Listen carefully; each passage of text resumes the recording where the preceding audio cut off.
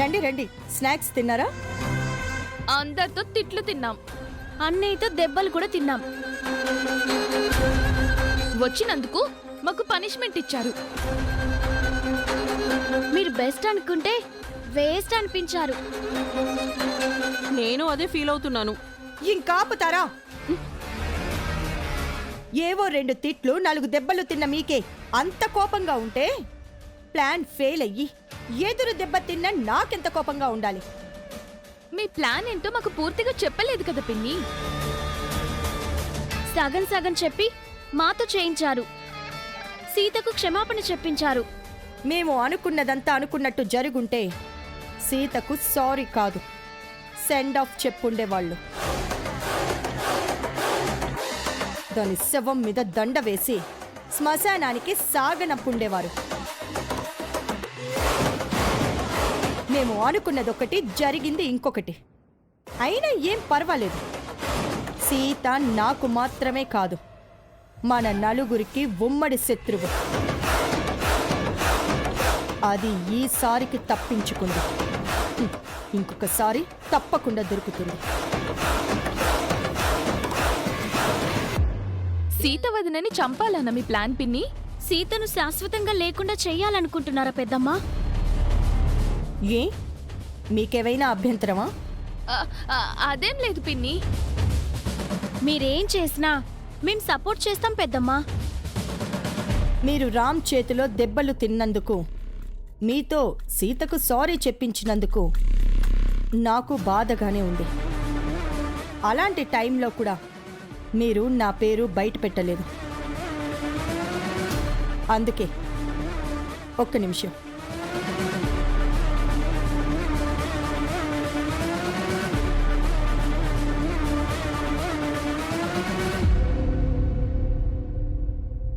మీ ఇద్దరికి చెరొక లక్షిస్తున్నాను.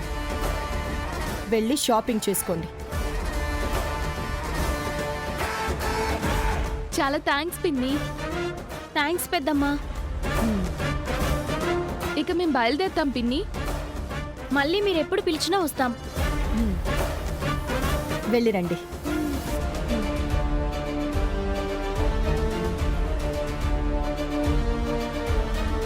మహా, వాళ్ళకేనా? నాకేం లేదా? నీకేం కావాలి? అంటే నేను కూడా షాపింగ్ చేద్దాం అనుకుంటున్నాను. ఎంత కావాలి?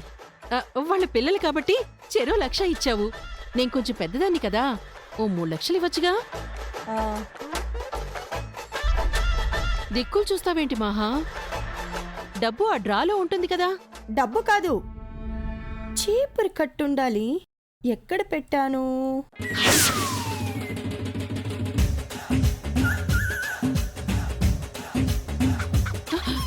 అమ్మో, మళ్ళీ చీపురు తిరిగేస్తుందేమో. మహా, నాకేం వదిలే మహా, నేను వెళ్తాను.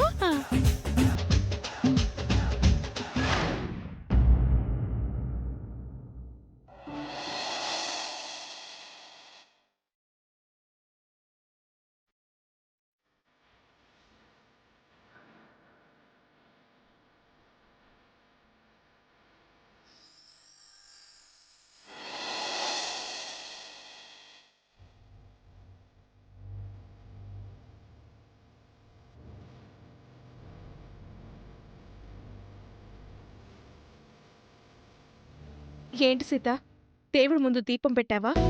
అవును పిన్ని, ప్రతిరోజు ఉదయం సాయంత్రం దీపం పెట్టాలని అత్తమ్మ చెప్పింది. ఈ పూజలు, ఈ పుణ్యమే నిన్ను కాపాడింది.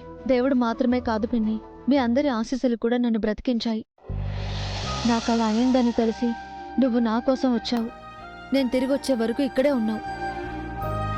నా కోసం బాధపడుతూ మహాలక్ష్మి అత్తయ్య, అర్చన అత్తయ్య, గిరి మావేలతో నువ్వు ఎన్ని మాటలు పడుంటావో నేను ఊహించగలను. వాళ్ళ మాటలు మామూలే సీత, నేనవి పట్టించుకోను. నాకు నువ్వు, నీ అభిమానం ముఖ్యం, కానీ వాళ్ళ కోపతాపాలు అనవసరం. కానీ నా వల్ల మీరు మాటలు పడటం నాకు బాధగా ఉంది. నువ్వు మాకు చేసిన దాంతో పోలిస్తే మేము నీకు చేసింది చాలా తక్కువ సీత. మా పెళ్లి చేయడానికి నువ్వు చేసిన పోరాటం నేను జీవితంలో మర్చిపోలేను. అలాగే మా కాస్త తెప్పించడంలో కూడా నువ్వు చాలా రిస్క్ తీసుకొని ఇంట్లో అందరినీ ఎదిరించావు సీత. కిరణ్ బిజినెస్లో నిలదొక్కునేలా చేశావు. రామ్ నిన్ను ఎంతలా ప్రేమిస్తున్నాడో ఈరోజు మేం చూసాం. ప్రీతి ఉషలతో మీరెందుకు వెళ్ళలేదని రామ్ మహాలక్ష్మి వదనని అర్చన వదనని తిట్టాడు. నిన్నెందుకు వదిలేసి వెళ్లారు అని ప్రీతి ఉషల్ని కొట్టాడు. నీ గురించి అందరి ముందు కన్నీళ్లు పెట్టుకున్నాడు. రామ్కి నువ్వంటే ప్రాణం సీత. నీకోసం ఎవరినైనా ఎదిరించగలడు అని ఈరోజే అర్థమైంది. రామ్ నీకోసం అందరినీ ఎదిరించాడు, ఏడ్చాడు, ఎంతగానో స్ట్రగుల్ అయ్యాడు. రామ్ని మేమెప్పుడూ అలా చూడలేదు. నిజం చెప్తున్నాను సీత, నువ్వు లేకపోతే రామ్ పిచ్చివాడైపోతాడేమో అని భయం వేసింది. ఇంక నిన్ను రామ్ని ఎవరూ విడదీయలేరు సీత. ఈరోజు నాకు ఆ నమ్మకం, ధైర్యం వచ్చాయి. ఒక్క మహాలక్ష్మి కాదు కదా, వందల వేల మహాలక్ష్ములొచ్చినా మీ ఇద్దరిని వేరు చెయ్యలేరు సీత. నేనంటే రామ్ మామకు అంత ప్రేమ. ఇక నేను బయలుదేరుతాను సీత. ఎప్పుడు నీకు ఏ అవసరం వచ్చినా నాకు కాల్ చేయి. మ్మ్. రేపు నాకు అవసరం పడినా నీకు కాల్ చేస్తాను. సాయం చేస్తావు కదూ? మ్మ్.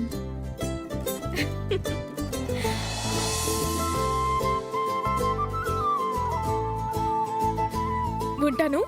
బాయ్.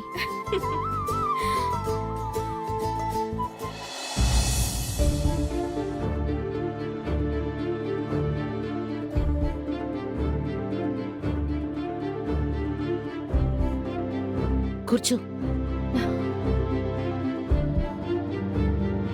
అయ్యో, ఏంటత్తమ్మా ఇది? నీ మీద ఏ దుష్ట శక్తులు పనిచేయకుండా దిష్టి చుక్క. నువ్వింకా సమస్యలోనే ఉన్నావని పంతులుగారు చెప్పారు. ఈ రోజు నువ్వు క్షేమంగా తిరిగొచ్చే వరకు నేనెంత భయపడ్డానో.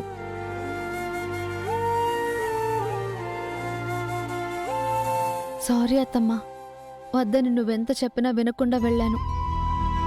దాదాపు చావు అంచుల దాకా వెళ్ళి తిరిగొచ్చాను.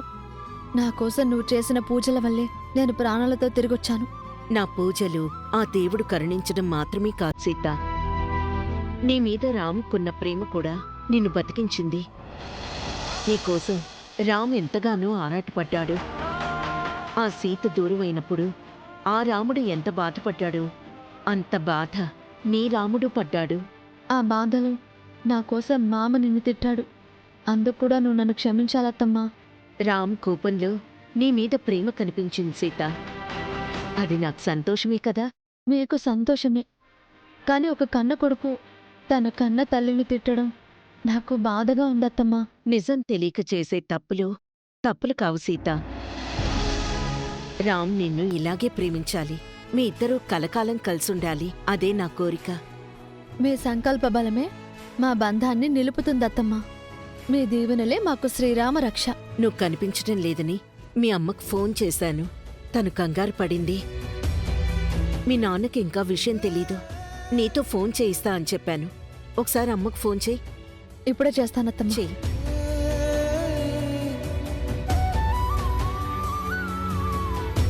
హలో సీత. హలో అమ్మా.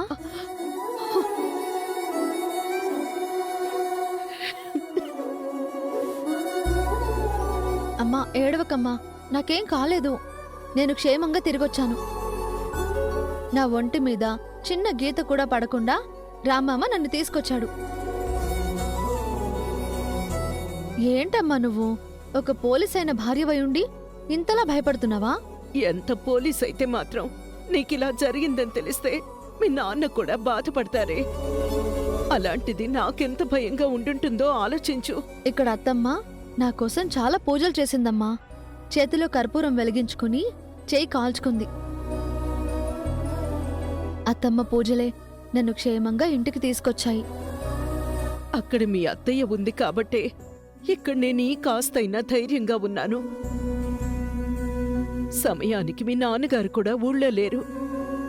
ఒంటరిగా నేనెంత నరకం అనుభవించానో తెలుసు సీత. నేను అర్థం చేసుకోగలనమ్మా. నాన్న రాగానే నేను క్షేమంగా ఉన్నాను, కంగారు పడద్దు అని చెప్పు. ఇక నుంచైనా జాగ్రత్తగా ఉండమ్మా. మీ అత్తయ్య చెప్పినట్టు విను. వింటానమ్మా. అక్కడ నువ్వు నాకు అమ్మవైతే ఇక్కడ అత్తమ్మ నాకు అమ్మ. ఇక నుంచి అత్తమ్మ మాటే వింటాను.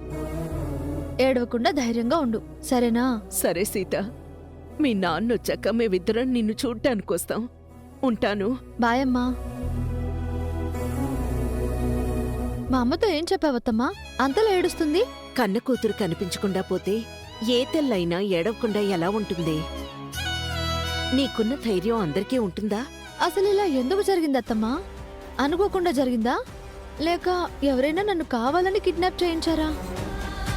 నా కిడ్నాప్ వెనక ఎవరున్నారో తెలియడం లేదు. పోలీసులు ఆ ప్రయత్నంలో ఉన్నారు. ఆ కిడ్నాపర్స్ ఎవరో త్వరలోనే తెలుస్తుంది. డబ్బుల కోసమైతే ఈ కిడ్నాప్ జరగలేదత్తమ్మా. నన్ను చంపడమే వాళ్ళ ఉద్దేశం అన్నట్టు ప్రవర్తించారు. అంటే ఇది కిడ్నాప్ కూడా కాదు, నా మీద జరిగిన హత్యా ప్రయత్నం.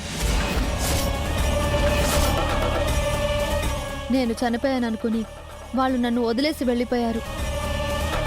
రామమ్మ రావడం కాస్త ఆలస్యమై ఉంటే నిజంగానే చనిపోయి ఉండేదాన్ని. రామ్కు నిన్ను దూరం చేయాలనుకున్నారేమో. ఆ రాముడే నిన్ను కాపాడతాడని వాళ్ళు ఊహించుండరు. పోలీసులతో పాటు మనం కూడా ఎంక్వైరీ చేయాలత్తమ్మా. నన్ను మామకు దూరం చేయాలనుకున్న వాళ్ళు ఎవరో కనిపెట్టాలి. ఖచ్చితంగా తెలుసుకుందాం సీత. అప్పుడే నువ్వు క్షేమంగా రామ్తో కలిసుంటావు. ఇంకా ఈ కిడ్నాప్ విషయం మీ నాన్నకి తెలీదు. తెలిస్తే అన్నయ్య ఎంత సీరియస్ అవుతాడో.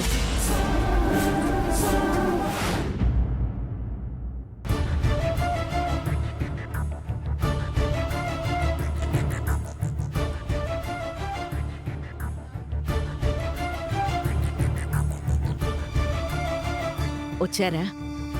ఇంత ఆలస్యమైందేంటండి? పక్కూర్లో పొలంగట్టు పంచాయతీ అంతా తెలిసిన వాళ్లే కదా అని ఇద్దరిని కూర్చోబెట్టి మాట్లాడించి కేసు లేకుండా చేద్దాం అనుకున్నాను. కానీ ఇద్దరు ఫ్యాక్షనిస్టుల లెవెల్లో రెచ్చిపోయారు. ఇద్దరిని శాంతపరిచి అలా గొడవలు పడి కేసులు పెట్టుకుంటే తర్వాత కోర్టులు జైళ్లు అంటూ తిరగాల్సి వస్తుందని నచ్చజెప్పి రాజీ కుదిర్చేసరికి ఈ టైం అయింది. ఇద్దరినీ అరెస్ట్ చేసి స్టేషన్లో కూర్చోబెట్టలేకపోయారా? అప్పుడు వాళ్ళకే తెలిసొచ్చేది కదండి. తెలిసిన వాళ్ళు లలిత, పొలాన్ని నమ్ముకున్న రైతులు. చూస్తూ చూస్తూ వాళ్లపై కేసు ఎలా రాయను? ఇలా అయితే కేసులు లేక మీ స్టేషన్లన్నీ మూసుకోవాల్సి వస్తుంది. మంచిదేగా. అందరూ సామరస్యంగా ఉంటే మా పోలీసులతో పనే ఉంటుంది. అప్పుడు మీ పోలీసులకు కూడా పనుండదు. పోలీస్ స్టేషన్లు మూసుకుని ఉండాలి. జీతాలు రాకపోతే జీవితాలు ఎలా గడుస్తాయండి? ఈ పని కాకపోతే ఇంకో పని చేసుకుని బతుకుతాం. సరేగాని నాకు తలనొప్పిగా ఉంది, కాఫీ తీసుకురా. ఉమ్. నీ మొహం ఏంటి లలిత అలా ఉంది? ఎలా ఉంది? ఇంతసేపు దేనికో బాధపడి ఏడ్చినట్టుగా ఉంది. మీ పోలీసుల నుంచి ఏ విషయం దాచలేవండి. మీరు కంగారు పడను అంటే ఒక విషయం చెప్తాను. ఏంటి లలిత? ఏదైనా సీరియస్ విషయమా? ఈరోజు మన సీత ఒక పెద్ద ప్రమాదం నుంచి బయటపడింది.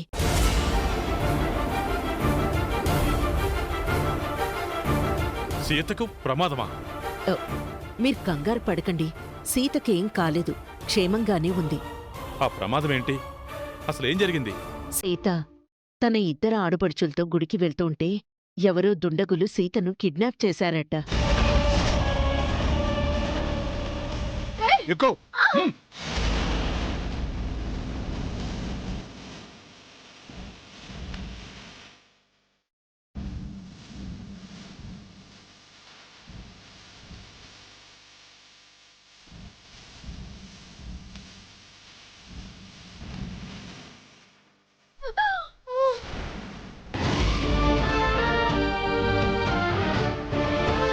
హలో సీత.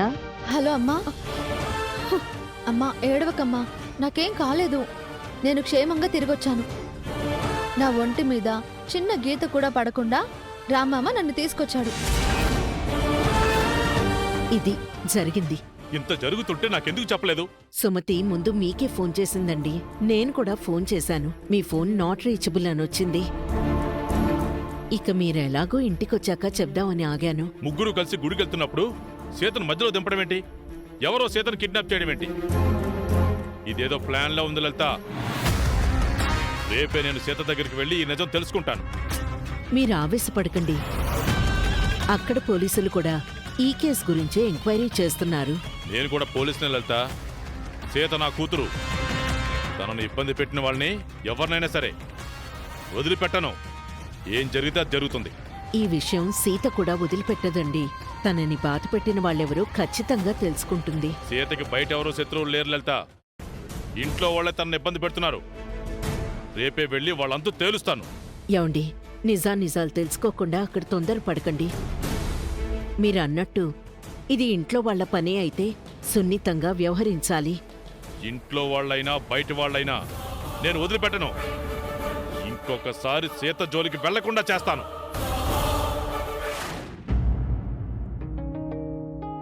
మామా పాలు. నువ్వు నీరసంగా ఉన్నావు కదా సీత, ఓ 2 రోజులు ఏ పని చేయకుండా రెస్ట్ తీసుకో. ఇప్పుడు నేను బాగానే ఉన్నాను మామా, బలంగా కూడా ఉన్నాను.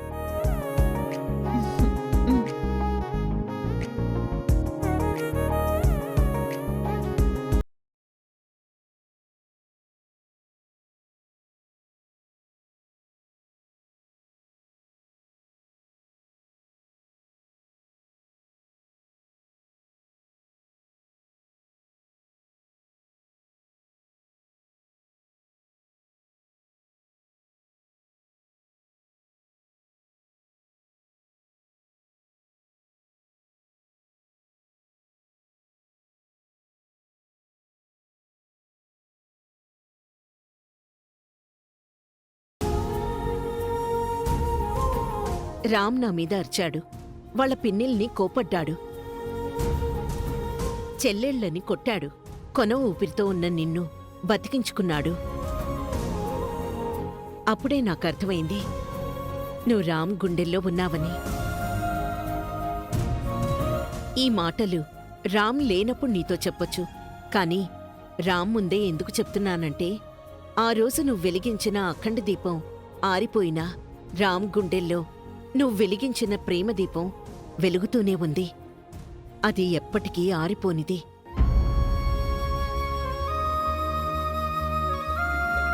నువ్వు రామ్కు ప్రేమదీపం అయితే రామ్ నీకు ప్రాణదీపం. మీ ఇద్దరూ ఎప్పటికీ ఇలాగే ఉండాలి.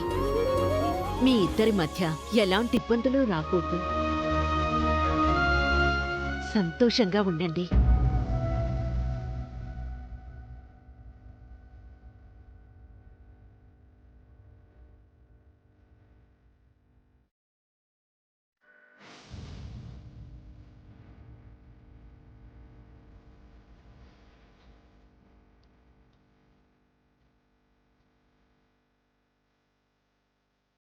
ఏంటి మామా, నా కోసం మీ పిన్నిని తిట్టావా?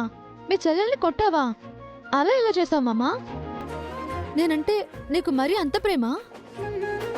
ఆ టైంలో నాకు బాగా కోపం వచ్చింది, అందుకే అలా చేశాను. మరి నేను స్పృహలో లేనప్పుడు నా కోసం ఏడ్చావు? అది నీకెలా తెలుసు? నా మనసుకి తెలుసు మామా. మనసుకి కళ్ళుంటాయా? కళ్ళు కూడా చూడలేనివి మనసు చూస్తుంది మామా. అదెలా? నేనున్న చోటికి నువ్వు ఎలా వచ్చావో అలా.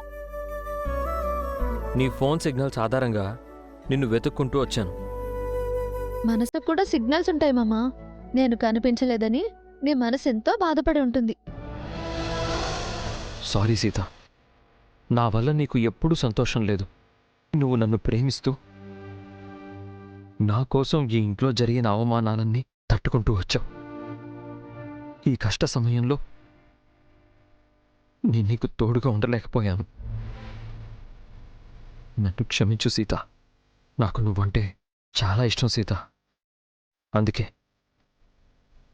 ఈరోజు నీకు ఏదో జరగబోతోందని నా మనసుకి పొద్దునే తెలిసింది.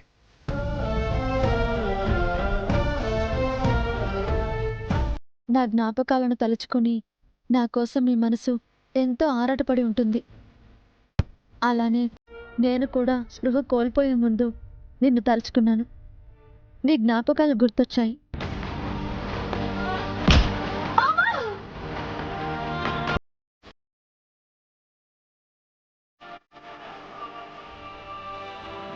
అప్పుడు నేను అక్కడున్నా, నువ్వు ఇక్కడున్నా మన మనసులు ఒకటై ఉంటాయి. అందుకే నువ్వు నా దగ్గరకు వచ్చావు. మనుషులు దూరమైనప్పుడే కదా మామ మనసులు దగ్గర అవుతాయి. అంటే అప్పుడప్పుడు మనం దూరం అయితేనే బాగుంటుంది కదా మామ.